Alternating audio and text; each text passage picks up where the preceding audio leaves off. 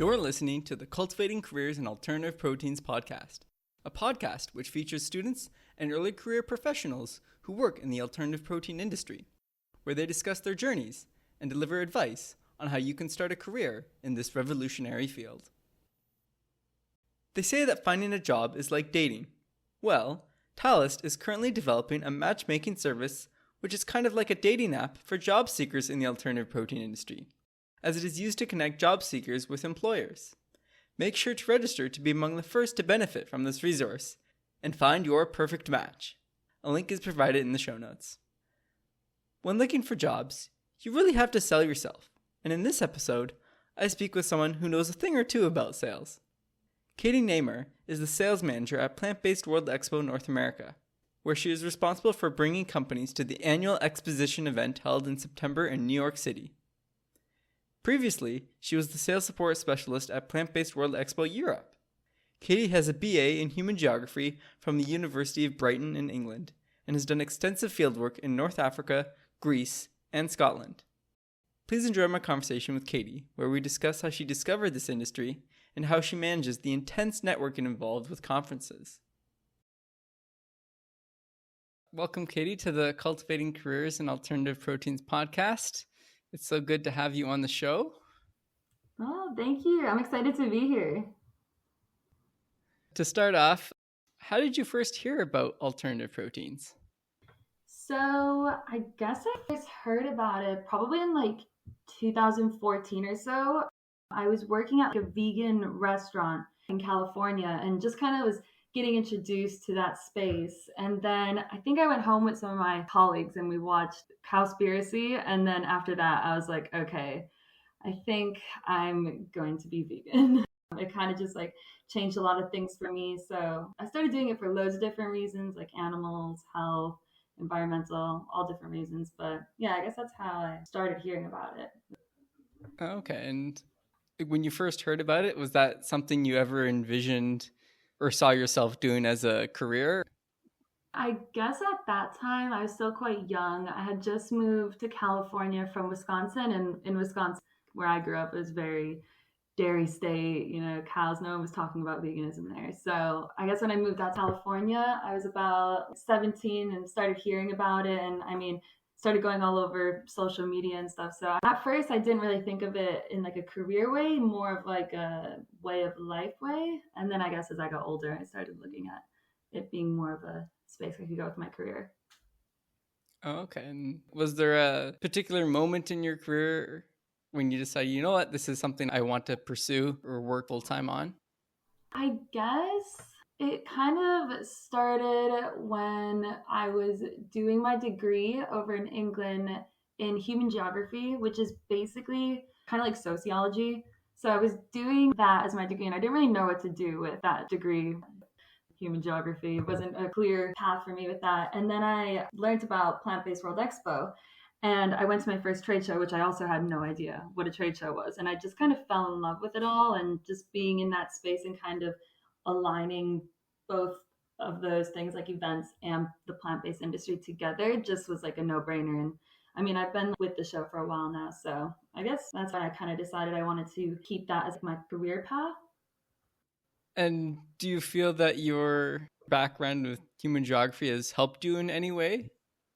Oh, yeah, definitely. It was really focused on sustainability, a lot to do with human impact. It was a lot about how people just existed in the world and in society, and a lot about the future and stuff. So definitely, I would say my degree has helped. And like I said, I didn't really know what to do with that degree. Some people go into being town planners and stuff, but that's not really me. So I feel really lucky that I found the role I'm in right now, because it just allows me to connect with people, and I also feel like I'm still in the mission. I'm doing a job that's actually affecting the world, I guess. Fair enough. I guess, what do you sort of enjoy the most then about your role? There's a lot of things I like about my job, but I guess because I'm in sales, I just love meeting new people. I absolutely love networking. Everyone in the plant-based industry is so nice, really energetic. There's a lot of good energy out there, and I've been to a lot of trade shows in all different states that I wouldn't have even gone to, and countries I wouldn't have gone to, and just like feeling like a really good sense of community. So I guess that's what I love the most about the job, is just able to connect with people and networking. And I made loads of friends that I will bring with me to new careers. So yeah, that's probably what I like the most about it. Yeah, that makes sense. And networking is such a invaluable skill to have. Yeah, it's really good. I feel like you have to like networking. If you don't, I think it could be kind of hard, but I do feel, especially when I'm out there, it doesn't feel like hard work necessarily. It feels like I'm just doing what I want to be doing. So I guess I'm really lucky in that sense. Mm-hmm. I guess a lot of people really thrive in that network environment, socializing people, and that really motivates them and energizes them. Mm-hmm. For others people, that kind of scares them. Do you feel that you're more of the former than the latter? Oh my God, yeah, absolutely. I mean, the craziest thing is I used to have massive stage fright when I was younger. Didn't really like being up on stage in front of a crowd, but I could come up to a bunch of people that I didn't know and I would never be nervous. So whenever I'm networking, I am never nervous to, be out in a new situation. I just went to Singapore and had to go to a networking event with loads of people I didn't know. I didn't know a single person there. I just showed up and had massive jet lag, and it was just like, okay, I'm probably the youngest person here who knows the least, but I'm still excited showing up. It ended up being amazing. So I'm definitely more of a extrovert. That's where I thrive, I guess. Right. Okay. Yeah. So I imagine your work is very socializing and doing a lot of networking events. And you said that energizes you, but do you ever feel that sometimes it's just too much and it does become tiring at some point, or it's never gotten stale? It's kind of funny because I don't really realize it in the moment. So when I go to like a trade show in another state or country, and the whole week I'm just up early in the morning, talking to lots of people, being at a show all day, coming home, changing, going out for dinners and drinks with clients all night, and then doing it all over again for a week. And I'm not tired at all in that moment. It must be like adrenaline or something. And then when I come home, I'm absolutely so tired and I just am like hiding in my house. And sometimes it can be hard to socialize with my friends where I live because I come home and I'm like, okay, I need like a weekend. I'm not talking to anyone and I'm just chilling out, being with my dogs, being in the sun, and just coming back to myself. So it definitely can be challenging in that way, but it's definitely still worth it and everything. I guess it's just something I'm getting used to. I've been in the job for about a year and a half, so I guess just finding that work life balance. Fair enough. That makes a lot of sense. We're all human and we all need just a little bit of time to ourselves, and just that gives you a break between trade shows. You can recharge and get ready for the next one. Yeah, absolutely. We just actually did like 3 shows in a row. Whoa. And then I came home and I was just like, whoa. I had ordered like a takeaway and just sat down and I was on the couch like a potato. All right. So, how about now we dive a little bit into your role there at Plant Based World Expo? Maybe you can just explain a little bit more about what it is. Plant Based World Expo, it's the world's only 100% plant based trade show that's entirely B2B. So that's business to business. So that really sets us apart because a lot of plant based events are consumer angles. So the companies are out there giving their full size samples away to just the general public rather than having those key buyers at their stands. So being entirely business to business is definitely something that sets us apart. And also it just gives like a really focused place for the buyers to come look for it. So when you go to big shows like Expo West and stuff, they're absolutely massive. You could walk around for 4 days open to close and you're not going to see everyone. So at our show, we're small and intimate. So when buyers do come to our show, they get around, they see everyone who's new to the plant based space. So yeah, that's Plant Based World Expo. We are in New York City. And then we also have a sister show in London. I'm the sales manager for the US one, but I help out with the London one. And that's kind of where I started as well, launching that one. Okay. And when is the US based one? The US one is in New York City. It's at the Javits Center in September. And then the London one? The London one's in November. It's the week before Thanksgiving, but they don't celebrate that. It's a really fun show over there. They have a lot of European brands there that aren't quite ready to come to the US. So it's always fun to go over there and see what's happening over in Europe. Interesting. Yeah, it is quite a different market there. I feel like I don't want to say they're behind us. They're not like behind, but they're just at a different stage than I feel we are in the US.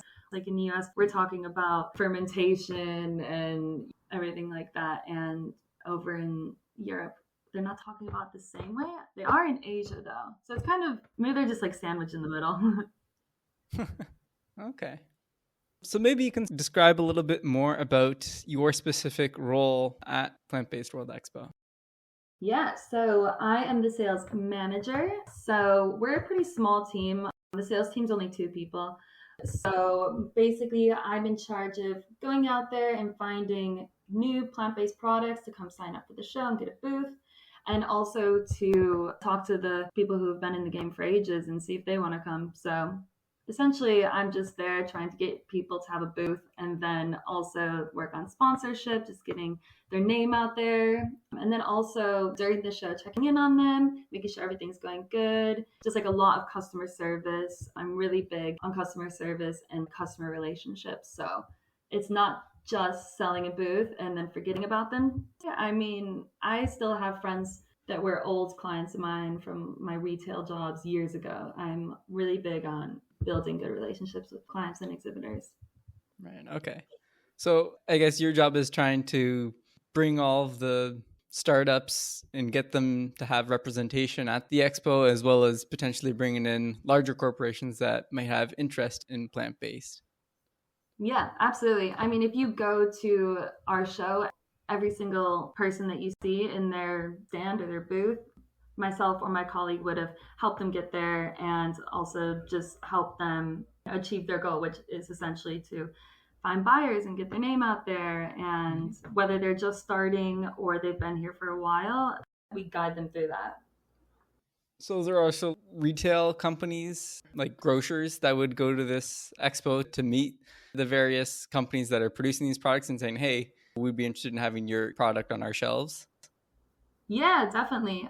Since we are business to business, our whole audience is all buyers, which you can have retail, which is going to be like Publix, Whole Foods, Target, Starbucks, stuff like that. And then we also have food service as well. So we have a lot of universities, hospitals, airlines. We just had JetBlue sign up, trains like Amtrak, So we do both sides of that because some shows just focus on one, like just retail, or NRAs, or just food service. So we're kind of combining it and just making it like a one-stop shop for that. We also have some like investors and distributors and press and stuff come to the show as well. Yeah, and it's called Plant-Based World Expo. Is it specifically plant-based products, or is there opportunities for fermentation and cultivated meat products? So it's so hard because at the moment we're just plant-based. We do let some fermentation come in, kind of have to do like case by case. At the moment, we're not doing cultivated meat because it's not plant-based, but some can be vegan friendly, depends on why you're vegan. This is what friends in the space have told me as well. But who knows what's going to happen? Like the space is changing, there's no doubt. So who knows what will happen? But at the moment, right now, we are just entirely plant-based. Fair enough. I guess cultivated meat hasn't been commercialized yet, so the market there is pretty small, if not negligible. Yeah, literally, because I mean, they can't sample it, they can't do that yet. So who knows what will happen when it becomes available. Cross that bridge when you get there. Yeah, exactly. All right. And so I believe before you were the sales manager, you worked in business development. Can you describe more what that role entailed? Yeah, that I was doing more of like grassroots looking for the new plant-based company. So that was kind of more research. I spent a lot of time on LinkedIn, a lot of time online and just looking at magazines and actually going out to grocery stores and stuff and just looking for new products that we haven't heard of before. So it was more like investigation work. But now I'm very much just a typical salesperson lots of emails, calling people, going to the shows, like meeting up with people in person. So I definitely prefer my role now, but I think that it was essential that I kind of started at my role of business development because it gave me a foundation to do what I'm doing now. Oh, okay. And then before that, you were the sales support specialist at the Plant-Based World Expo Europe, right? Yeah, so that I basically was doing data work for the UK show. So I was in uni, I was doing it part time. So when someone would go to a trade show and they'd come back with a bunch of business cards, or if there was notes, or just kind of like cataloging it and recording it and dating stuff. And then also when the show was happening, I was in the sales room just helping out and being an extra pair of hands. That was perfect for uni because I don't think I could have taken up anymore.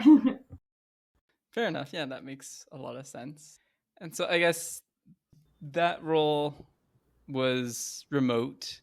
Have all your subsequent roles also been remote, with obviously the exception of attending the conferences in person? Yeah, they're all remote. Actually, the first one, we did have an office in Brighton, which is in the south of England, and we would go into there in the mornings, Oh. and the rest of the team worked there. But then when COVID happened, it just kind of shifted, obviously. Mm-hmm. And then now it's been remote, and I love working remote. I'm sure everyone does. And how do you feel that having a career in the plant-based food industry has transformed you? Well, I guess at the moment, I'm very into gut health and functional foods. I feel like being in this space, I just feel very like connected with the new things that are happening and like the new products and stuff. And I love all functional food, mushroom coffee, and new ways to have healthy snacks. There's this one company I love. It's called Root Foods. They do like a veggie chip, and I used to snack on veggie chips when I was vegan, but they have just done it in a super healthy way. And I just feel like the way that the food's evolving, especially food I've always loved, I love just being in that and just really focusing on functional food for myself. So I guess that's how it's transformed me health wise. Fair enough. And how do you see yourself growing and evolving in this industry in the future? Oh God, that's a hard question. I mean, my life has been kind of wild. If you would have told me I've been living in Florida 2 years ago, I would have never believed that. So it's hard to see where I'm going in the future. But I mean, I hope I stay in like a sales role. I feel I absolutely love sales. I love talking to people. I love connecting with people. I love selling something that I believe in. So it's not selling like cars. I'm selling something that's actually benefiting the planet, benefiting health. I get a lot of exhibitors. They've put their heart and soul into their company. Mm-hmm. I love working closely with them and watching them grow. Mm-hmm. So I'd like to stay in a sales role. And I love events. Like I absolutely love events. Everyone's energy at events is amazing. I don't know if you've been to a trade show, but everyone's their best selves. It's just really good vibes. And being in the food space also rocks because I just love sampling food. I've been to some other trade shows that weren't food, and you can get a bit boring-ish in a way. And just being in the food space, you cannot be bored at a food trade show or hungry. So yeah, I guess to answer your question, I'd like to stay in sales and events. Trade shows with food, I can imagine that being a great time. Absolutely. Sometimes you get too full, and I feel bad. I have to start saying no to some of the samples, and I actually want them. I guess that's a good sign that the industry is growing. And what is your strategy to ensure that this industry continues to grow? I mean, we work really closely with the PBFA. It stands for Plant-Based Food Association. That's our trade partnership. So I guess just working closely with people like them. They're an awesome team, and they work closely with all size companies, and they certify, they do a lot of research, education, and they just really fight for plant-based companies' rights. So I think if I were to have a strategy, it would just be to stay connected with people like that and just stay educated and learn all this new stuff that's happening. I'm still trying to get into all the cultivating meat. When I first heard about it, I was like, wait, what? And I had to talk to Andrew Sales. I think you've had him on your show. And he explained it perfectly. But before that, I was lost trying to Google and figure out what it was.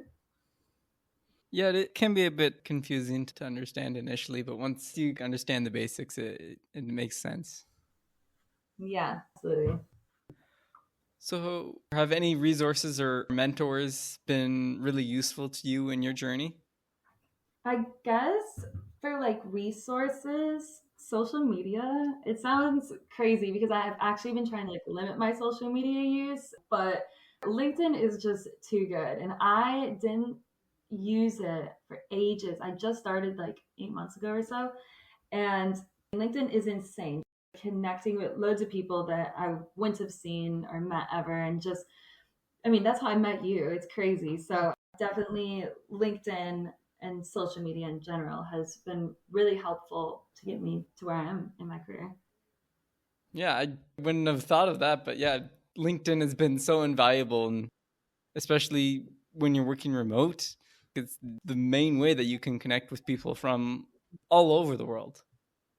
Yeah, absolutely. I mean, it's crazy. I'm starting to look at it all the time. And I don't know if it's just this industry, but people post very real things on there as well. They talk about their life and work. A lot of founders, they talk about their struggles. And it's not what I thought it was. I thought LinkedIn was going to be quite serious and like business, but it's just like a really good place to feel like you're in the community and to just know what's going on.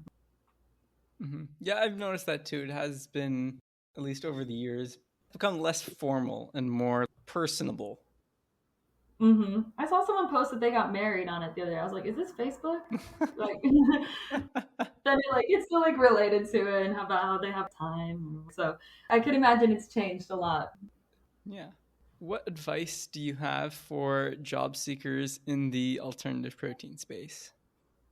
Well, if you are a people person, and then definitely do sales because it is very fun, very rewarding.